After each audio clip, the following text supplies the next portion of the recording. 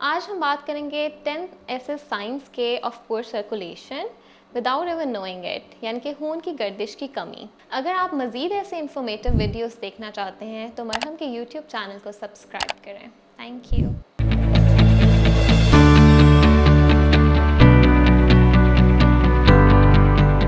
अस्सलाम वालेकुम, मेरा नाम डॉक्टर अक्सम आज़म है and I work as a general physician at marham.pk।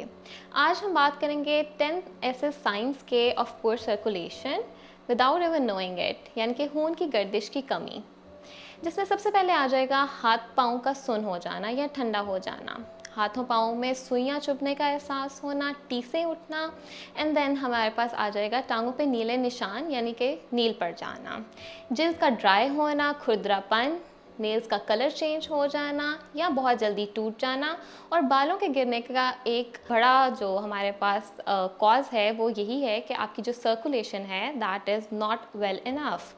टांगों पाँव में सोजिश, स्वेलिंग हो जाना, यानी कि मेल्स के अंदर हम देखें तो इसमें इरेक्टाइल डिसफंक्शन हो सकता है, बहुत ज़्यादा बुझी बुझी सी तबीयत रहना, थकावट रहना, जिस्म में दर्द, लेग क्रैम्पिंग यानी कि जो मसल्स हैं उसमें खिंचाव, डायबिटीज़ पेशेंट हो तो उसमें हीलिंग जो है वो डिले हो सकती है किसी भी ज़ख्म की। अब बात करते हैं हम कुछ ऐसी बीमारियों की जो कि पुअर सर्कुलेशन को एग्रवेट करती है।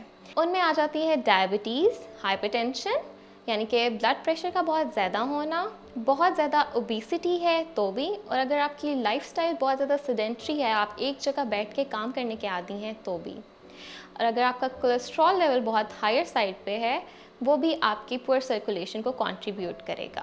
अब हम बात करते हैं इसके इलाज के बारे में। तो सबसे पहले हम इसकी जो अंडरलाइंग कॉज है उसको पकड़ेंगे। फॉर एग्जांपल, अगर आप ब्लड प्रेशर के मरीज़ हैं तो आप अपना बीपी कंट्रोल करें, ठीक है। सेकेंडली, अगर आप डायबिटिक हैं तो आपकी शुगर कंट्रोल रहनी चाहिए। अगर तो आपका बहुत ज़्यादा सेडेंट्री लाइफस्टाइल है तो सबसे पहले आपको उसको हेल्दी बनाने की ज़रूरत है, जिसके लिए आप डेली 30 मिनट्स वॉक कर सकते हैं। सम स्ट्रेचिंग एक्सरसाइजेस हैं जो आपको इजीली यूट्यूब पे मिल जाएंगी, और cycling is a very good sport जो कि आपकी सर्कुलेशन को बड़ा इनकरेज करती है।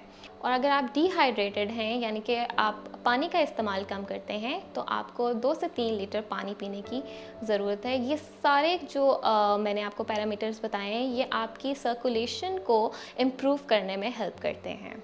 अगर आप स्मोकिंग करते हैं तो स्मोकिंग को अवॉइड करें। आजकल हमारी जो यूथ है वो बहुत ज़्यादा इंडल्ज है वेपिंग, इलेक्ट्रॉनिक सिगरेट्स में, जिसका अभी आपको अंदाज़ा नहीं है कि आपकी खून की शरेयानों पे इनका क्या इफ़ेक्ट हो सकता है। ये खून की शरेयानों को नैरो करती हैं जिसकी वजह से सर्कुलेशन जो है वो बहुत डिस्टर्ब होती है। लेटर ऑन 40 टू 50 ईयर्स की एज में जाके आपको इसके साइंस एंड सिम्टम्स देखने को मिलते हैं। अब हम बात कर लेते हैं कुछ डाइटरी मॉडिफिकेशन की। डाइट में आप देखें तो जो रेड चिलीज हैं और टर्मेरिक है, हल्दी जिसको हम कहते हैं, ये हर घर में आम इस्तेमाल होती है। इसका मतलब ये हरगिज़ नहीं है कि अब आप भर भर के रेड चिलीज़ का इस्तेमाल करना शुरू कर दें। बिल्कुल मुनासिब मिकदार में टर्मेरिक और रेड चिलीज़ का इस्तेमाल आपकी सर्कुलेशन को बहुत ज़्यादा इम्प्रूव करता है। फ्रूट्स एंड वेजिटेबल्स में अगर हम देखें तो इसमें हमारे पास बीटरूट्स, बेरीज़ हैं और ग्रेप्स आ जाएंगे। Garlic is a very good source जिससे आपकी जो आर्टरीज़ हैं वो रिलैक्स रहती हैं और सर्कुलेशन इम्प्रूव होती है। ड्राई फ्रूट्स में हमारे पास वॉलनट्स हैं, ये भी आपकी आर्टरीज़ को इलास्टिसिटी जो होती है, शरेयानों की जो इलास्टिसिटी है उसको इम्प्रूव करती है। फ़िश एक बहुत अच्छा सोर्स है जिसमें मौजूद ओमेगा 3 फैटी एसिड्स खून की गर्दिश में बहुत हेल्प करते हैं। अनार देखा जाए तो बहुत से लोगों को पसंद है, और अनार में मौजूद ऐसे एंटीऑक्सीडेंट्स और केमिकल्स पाए जाते हैं जो कि आपकी शरेयानों को हेल्दी रखने में और खून की गर्दिश को इम्प्रूव करने में हेल्प करते हैं। ये सारी डाइटरी मॉडिफिकेशन और लाइफस्टाइल मॉडिफिकेशन के बाद अगर फिर भी आपकी सर्कुलेशन से रिलेटेड कोई भी इश्यूज़ आते हैं तो आपको ख़ुद डॉक्टर बनने की बिल्कुल ज़रूरत नहीं है। आपको चाहिए कि आप अपने जनरल फिजिशियन या अपने जो भी मुतल्लिका डॉक्टर हैं उनसे अपने अलामात के बारे में डिस्कस करें और उनसे कंसल्टेशन लें। और अगर आप मेरे से कंसल्टेशन लेना चाहते हैं तो मरहम पे ऑनलाइन बुकिंग करवा सकते हैं।